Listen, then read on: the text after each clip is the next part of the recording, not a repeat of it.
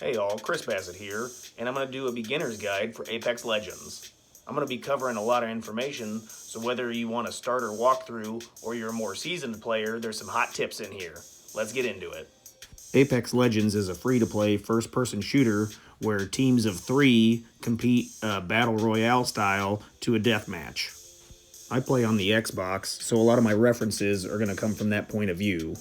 This is the main screen for the game, and in the lower left-hand corner you have the options to select different game modes. If you're brand new to the game, I suggest going to the training session, and also the firing range. You have the traditional battle royale with trios and duos, ranked leagues, arenas, ranked arenas, and for a limited time you have control. I'll go over each game mode, how to play it, and then give some screenshots and stuff of what to do. So back on the main screen, over on the right hand corner, you'll see challenges. Those are weekly, daily, and then special event challenges. Once you complete the challenges, you're given stars or points, and then you can unlock cosmetic items like character skins, weapon skins, emotes. You have the option to pay real money to unlock those cosmetics, but just playing the game you can unlock just about everything. Apex Legends also has a battle pass which you can purchase to unlock additional cosmetics as you level up. And to go along with that, it has seasons, which are blocks of time to play your ranked games in order to place at a certain rank. It has an additional menu to track your challenges and progress a little easier. It also has clubs. You can start your own club or join an existing club. Since Apex Legends is a team game, joining a club can make it that much easier to play with familiar people as opposed to randoms. Apex currently has 20 playable characters called Legends. These Legends all have unique abilities and personalities. If you highlight one of the Legends, then you can customize the skin or the emotes. These cosmetics come from Apex packs, which you're rewarded after leveling up. When you open up a package, what you get is random, however, you will not get repeats of the same thing. You can also use crafting materials to buy the skins you want. Apex Legends currently has no pay-to-win cosmetics. Everything's equally performing, they just look different. I would definitely recommend reading all the skills the Legends have. If you highlight a Legend and press X, it'll bring up the abilities that they have. I would carefully plan out which Legends you want to unlock first. Every time you level up, you get roughly 600 of the Legend points, and it takes 12,000 to unlock a Legend.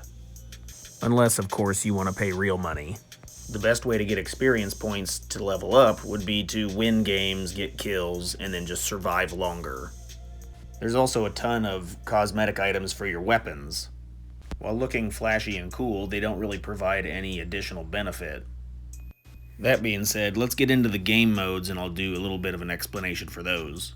So if you are brand new to the game, I would definitely highlight the training session, and they have a little bit of a walkthrough that helps with like movement and basic skills to help you get through the game.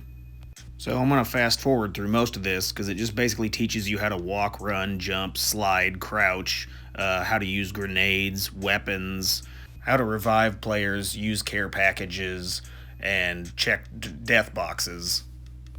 I do recommend using the firing range, which is held in the same location as the training range. There's a few other options. There are targets all over the range that really allow you to get your gun skill in check.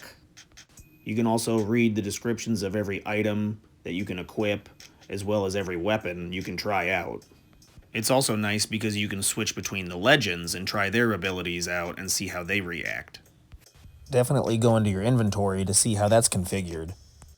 Having really fast inventory management when you're in a game can be the difference between life and death, because if you're standing around looking at inventory, you get shot in the head. Also, while you're in the firing range, I would take the time to set up your controller and your gameplay settings. In this menu, you can control your look speed, your field of view, your controller button setup, so I definitely take some time to adjust it to what feels comfortable to you, and then try out the guns in the gun range at those speeds or settings. For most of the settings, the default is fine, but I like to have my controller set to button puncher. That way you can slide with the right joystick as opposed to the B button. It just makes movement that much easier. And then for your look sensitivity, 3 is the default. That's fine, but as you get better, you want to try to up your sensitivity. That way it's easier to look around. Also, something I definitely recommend is increasing your field of view from 70 to 100. By expanding your field of view, it allows you to get a wider view, spotting enemies easier. However, it takes away from the focused vision in the front. You can adjust the difference so that when you're aiming down sight, you kind of zoom in and then have a wider field of view when you're running around. I play about 6 feet away from a 50-inch TV, so the field of view doesn't really make a difference on how small the opponent looks. I have a link down in the description to save money on electronics, so if you are purchasing a giant TV to help out with your game, check out my link. And then also, while you're in the gun range, I definitely change characters and give them all a try to see who you like to play and their abilities and how everything works for you. Once you're satisfied with that and you've gone through everything and you think you're comfortable, go ahead and go back out to the main menu. And then once you start playing, I'd review all your weekly, daily challenges. That way you can kind of plan ahead. Like sometimes it's get 250 damage with a pistol, or get 10 kills with a light machine gun. That way you can kind of plan ahead in your game. That way you can get those challenges and level up faster.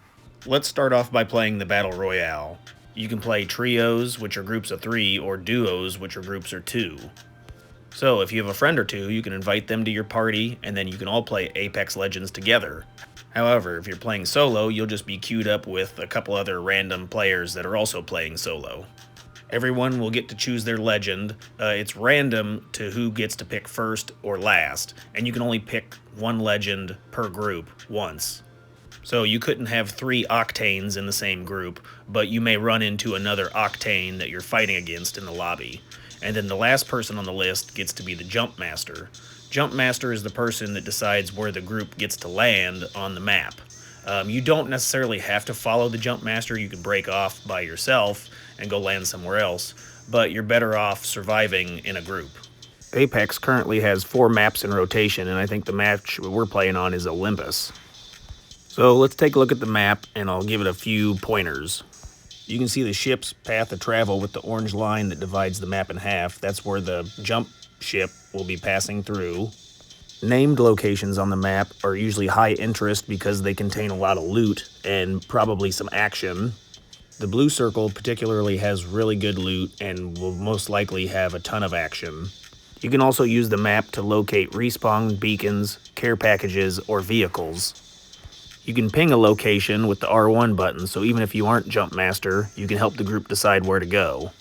So once you're close to your location, go ahead and jump out of the ship and then hold forward on the control stick to speed up and get to your location quickly.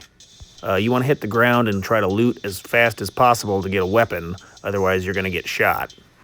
I would say try to spread out a little bit from your team so you don't take weapons from them, but also stay fairly close. That way if you're in a fight, you don't get immediately knocked down like this.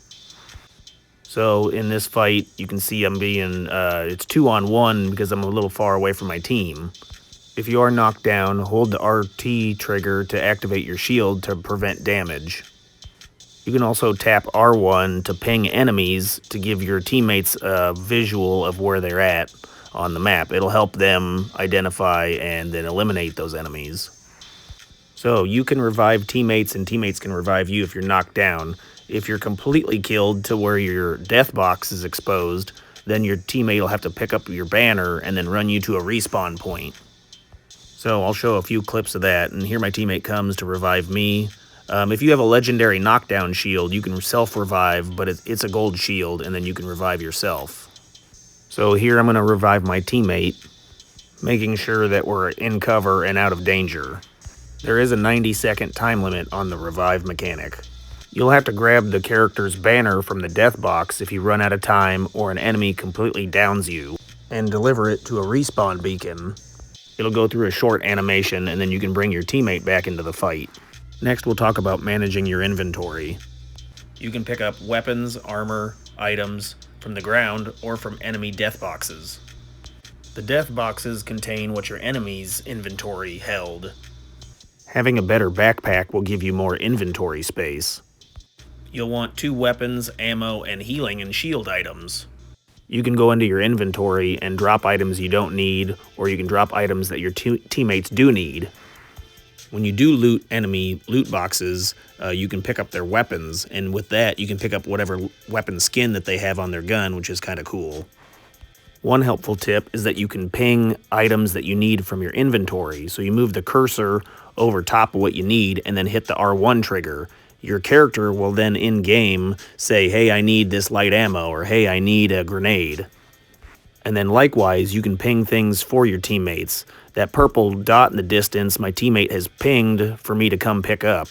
The ping system is very intuitive. You just move your cursor over top of the item and then hit the R1 trigger. And then once you pick out the weapons that you want, you're looking to upgrade the attachments like the sight, the stock, the magazine. The quality of loot is displayed by color. So white loot is common, blue is rare, purple is legendary, and gold is epic. So obviously the gold loot is going to be the best in slot, and you're looking to equip yourself with that stuff for the best chance of killing your enemy. The one piece of gear you don't necessarily need to upgrade is your armor, as it will upgrade itself over time as you damage enemies. There's a number next to your armor called Evo, and it says next Evo, and then gives you a number for damage that you have to do to enemies to hit that next level. Each bar on your armor represents 25 health that it adds on top of your 100 health that you naturally have. White armor adds 50, blue adds 75, purple adds 100, and then if you fully evolve your armor to red, you get an extra 125 damage you can take before your health is damaged. So in your inventory screen, you have a helmet that reduces headshot damage, body armor which increases the damage you can take, a knockdown shield which can be activated while you're knocked to protect you from damage, and then a backpack which increases your storage space.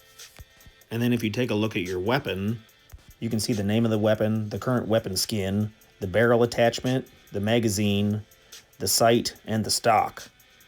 The barrel attachment and the stock help with recoil control as well as movement while aiming down sight, and your magazine increases the amount of bullets in your gun. You can also see what ammo type your gun takes, whether it's light ammo, heavy ammo, sniper, shotgun. So as I continue to loot items on the ground in cases and dead bodies, I'm looking for the same ammo type that I'm running on my guns, as well as healing items and grenades. Keep an eye on the minimap in your upper left-hand corner of the screen. The way a Battle Royale game works is the map actually closes in and forces encounters because the map gets smaller and smaller, as this ring will close in and damage you if you stay in it. If you stay in this red damage zone long enough, you'll actually be killed. So it's a good idea to manage where the current zone is and plan ahead for the next zone, that way you're there early. If you do find yourself caught in the zone, you can hold the Y button down to holster all your weapons and run faster. That'll allow you to outrun the storm. So I'm going to give a few tips on combat in Apex Legends. A couple of rules I like to follow is to take the high ground, stay in cover, and try to move as a team. You want to try to make your hitbox as small as possible, so whether that's hiding behind a railing or an object or on top of something, you want to be as small as possible. That way it'll be harder for your opponent to hit you. Likewise, if you're out in the open, you're a sitting duck, and it'll be much easier for your opponent to shoot you. I typically try to hip fire when I'm up close, and when I'm far away, that's when I'm aiming down sight. Hip firing, you're more mobile, and aiming down sight, you're more accurate. After the fight's over, you want to try to recover as quickly as possible. That means get your health back, your shields back, your ammo back. Most legends don't naturally heal over time, so you have to use the healing items to heal your health and the shield items to heal your shield. The quicker you can reset, the better your chances are for the next fight. And then don't forget to take your opponent's items out of their death boxes. If you are looking to get around the map quickly, there's zip lines everywhere. Zip lines can take you from point A to point B much quicker than running. Sometimes you'll hear an announcer call in a care package, which are identified on the map by those flashing white circles. Care package usually contains really amazing weapons and armor, but keep in mind it'll be highly contested for those prizes. The later the game goes, the more care packages get called in, so you definitely have a better chance at snagging one late game. The weapons and items that you find in the care package are definitely worth the risk though, as some of the weapons only come from care packages. You can also collect currency around the map and then use that currency to buy items from a replicator. You can then spend that at a replicator to purchase ammo, weapons, and other upgrades. Certain items only come from the replicator and rotate on a daily or weekly basis. Also, sometimes you'll randomly find a treasure pack which can be collected daily for rewards. In certain parts around the map, you'll find these weapon caches, which can be blown open with grenades that contain valuable weapons. Another squad already beat me here and took all the good stuff. As the circle gets smaller and smaller, the last team standing wins. I didn't win, I came in 5th. You gain experience based on the challenges you complete, the kills, the time survived, and other variables. And then once you level up, you'll gain the currency to buy new legends or to get cosmetic items. So let me talk about ranked real fast. Ranked leagues and ranked arenas share all the same game mechanics, but just have different rewards. You get badges, hollow sprays, weapon cosmetics, as well as trails. In addition to gaining experience, you also gain a currency. Essentially, you gain the currency as you win, get kills, and survive longer, and you have to spend that currency every time you enter a game. While the ranked game modes are usually pretty competitive, they're also extremely fun and come with unique rewards you can't get anywhere else. I'm going to go over the game mechanics of how arenas work. You choose your characters the same way you do in the Battle Royale style. In this game mode, however, your character's abilities and weapons are locked behind a currency. This is a round-based game type where you have to use the money to basically buy your abilities, weapons, armors, items, and then use those to defeat the other team.